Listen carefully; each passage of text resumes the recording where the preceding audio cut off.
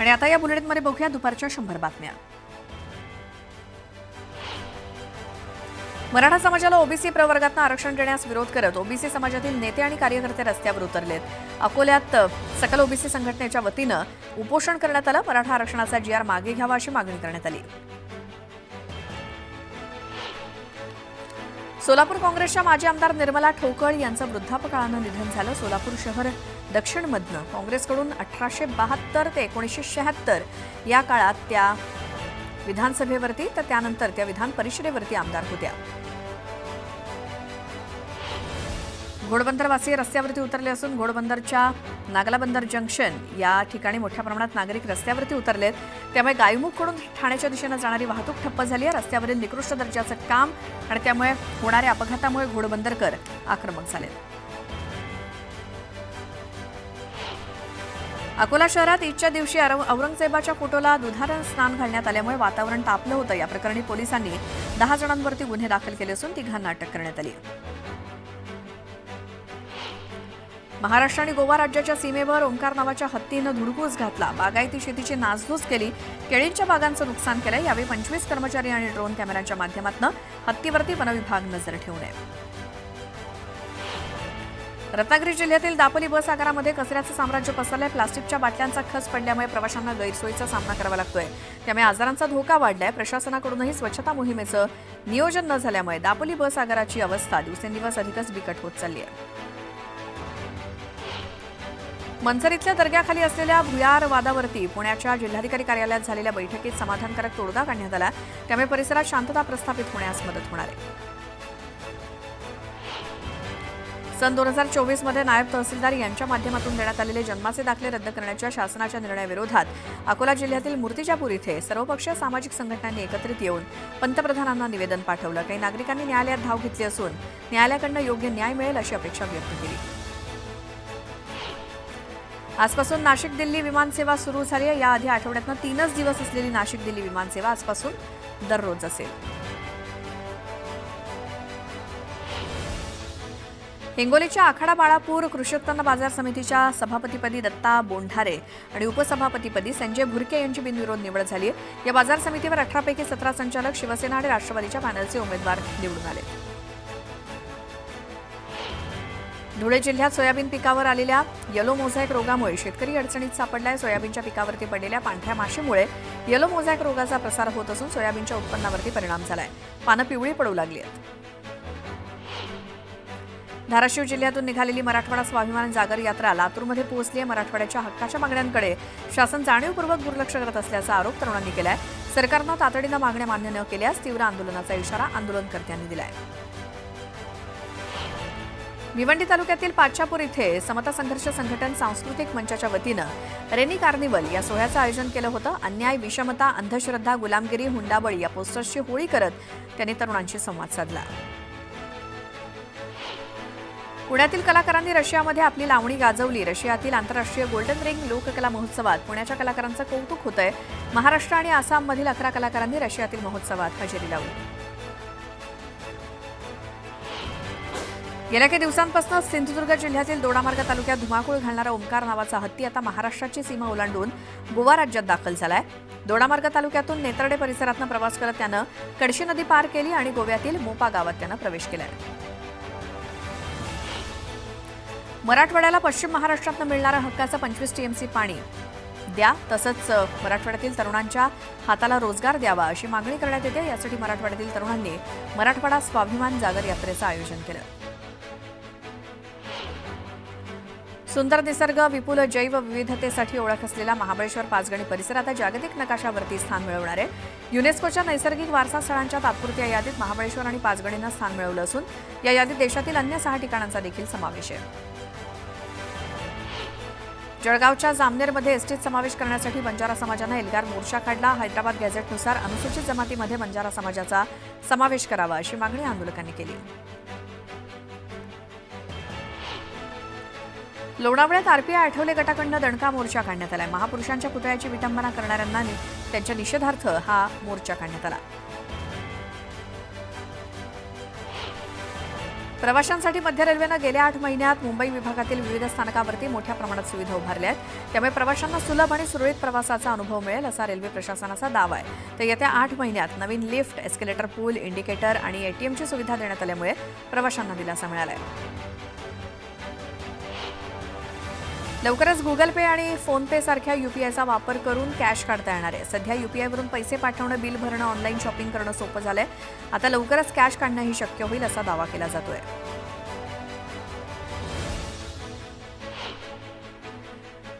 आता बातमी आहे नाशिकच्या देवळा तालुक्यात शिवनिश्चल सेवाभावी ट्रस्टच्या वतीनं न्यूज 18 लोकमतचे वृत्तनिवेदक विलास बडे यांना शिवनिश्चल पुरस्कार देऊन सन्मानित करण्यात आलं.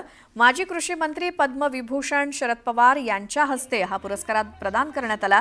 यावेळी व्यासपीठावर सुप्रिया सुळे, जयंत पाटील यांच्यासह विविध क्षेत्रातले मान्यवर उपस्थित होते.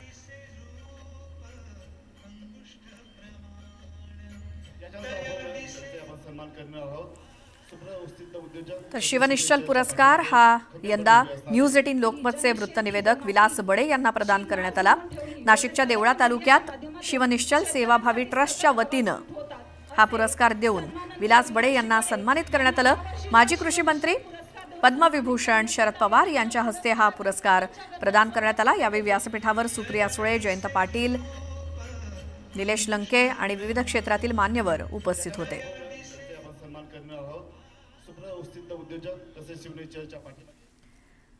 पुन्हा पाहूया दुपारच्या 100 बातम्या. नालासोपाऱ्यात अंमली पदार्थ तस्करीसाठी आलेल्या 3 आरोपींना पोलिसांनी अटक केली. त्यांच्याकडनं तब्बल 50 लाखांचा मेफेड्रॉन ड्रग्ज जप्त करण्यात पोलिसांना यश आलं.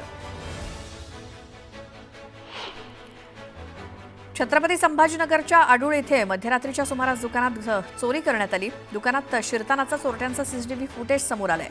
चोरट्यांनी 82,000चा मुद्देमाल लंपास केलाय. अंधुक प्रकाशामुळे मुंबईवरून आलेले विमान अमरावती विमानतळावरती लँड न होता मुंबईला परतलं. त्यामुळे अमरावतीहून मुंबईला येणारे प्रवासी विमानतळावरती वाटच बघत राहिले. बेलोरा विमानतळावरती नाईट लँडिंगची सोय नसल्यामुळे प्रवाशांची गैरसोय झाली. मुंबई गोवा महामार्गावरती शिळफाटा इथे अवजड ट्रक उलटल्यामुळे वाहतूक खोळंबली. प्रशासनानं प्रयत्न करत वाहतूक सुरू करण्याचा प्रयत्न केला. या मार्गावरून अवजड वाहनं येऊ नयेत असा फलक असताना सुद्धा अवजड वाहनं या मार्गावरती घातल्यामुळे अपघात झाला. जालन्यात आमदार अर्जुन खोतकर यांच्यासमोर 2 गटात तुंबळ हाणामारी झाली. दरम्यान खोतकर यांनी दोन्ही गटातील लोकांची समजूत काढून या वादावरती पडदा टाकला. हाणामारीमुळे परिसरात वाहतूक कोंडी बघायला मिळाली.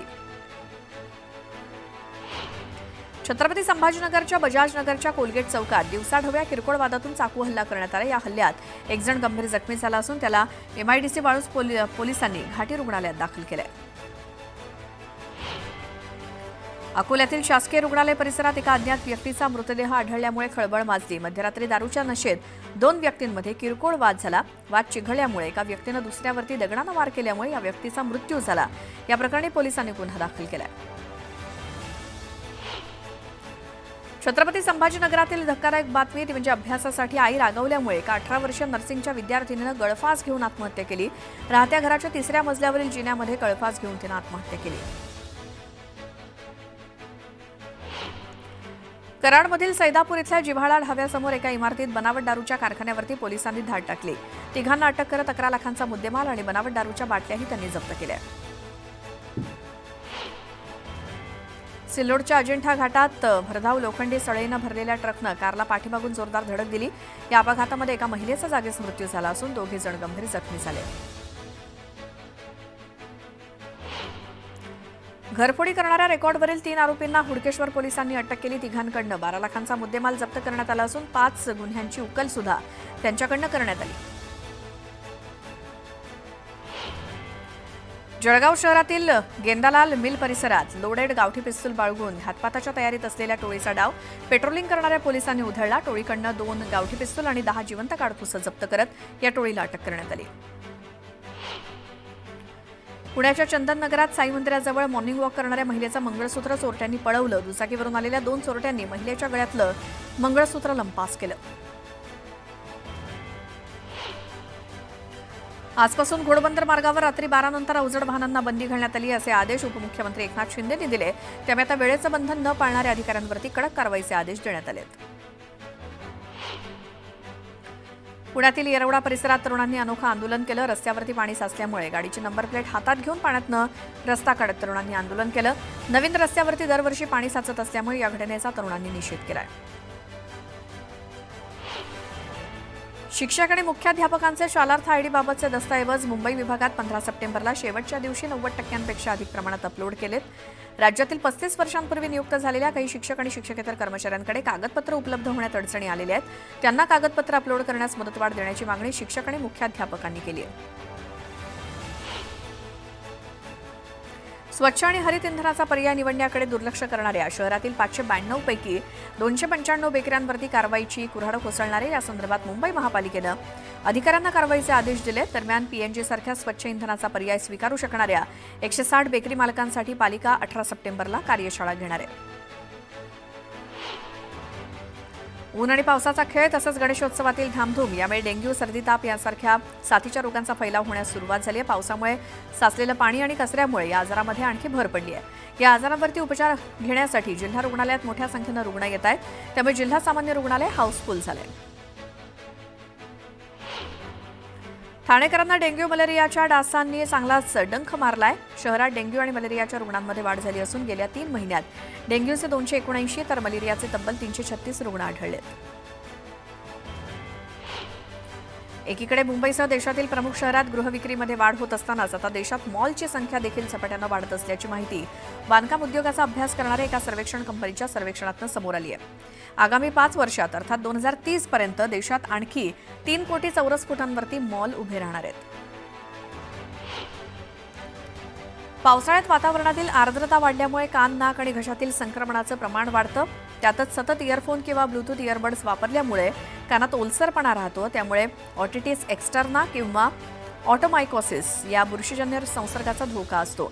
या संसर्गामुळे कानात वेदना, खाज, पूसत्राव, चिडचिड आणि ऐकण्यामध्ये अडथळे निर्माण होतात अशी लक्षणं दिसतात. महाराष्ट्र औद्योगिक विकास महामंडळाच्या पाणीपुरवठा योजनेच्या अंतर्गत जांभूळ जलशुद्धीकरण केंद्रातील जलाशय इथे वाहिन्यांचं उन्नतीकरण आणि तातडीनं देखभाल करण्यासाठी शटडाऊन घेण्यात येणार आहे. त्यामुळे कळवा, मुंब्रा, दिवा, वागळे आणि माजिवडा, मानपाडा प्रभाग समितींचा काही भाग या ठिकाणी शुक्रवारी पाणीपुरवठा बंद असेल.